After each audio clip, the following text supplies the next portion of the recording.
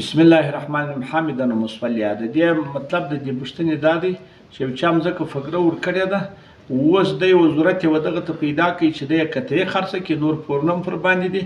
هغه ګروي والا ورته وایي زه مځکه نه در کوم، یو څو مرې زه خورم، دا کښتګري زه خورم، دا شان زه خورم، د دې وجې څخه چې ما ډېر روپۍ پر ورکړي دي، اوس هغه ما ډالر مات کړي دي، ما ته بیا هغه ګټه نه کوي.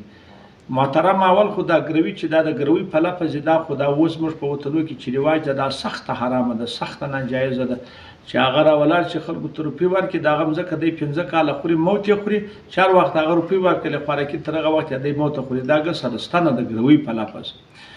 دوم که چیرې د امسي دا په اجاره کې هم دا راځي، د وخت لپاره چې دا مسله مزده شي په اجاره کې هم په ګروي کې هم.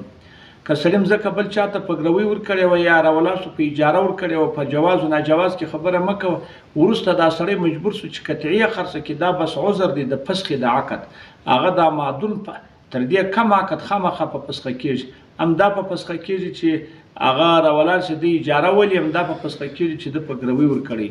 نو دغه سړی چې پوښتنه کړې ده و دا سړی دا خامخا هغه دغه دی حق لري که نور پورونه پر باندې و مځکې قطعي خرڅول، د شوق دپاره یې نه خرڅول، د عیاشي دپاره یې نه خرڅوله، د دغه دپاره نه خرڅول چې د سره ګروي والا ته ضرر ورسوي، لیکن خو د مجبوریت په خاطر یې خرڅول، دی دا حق لري.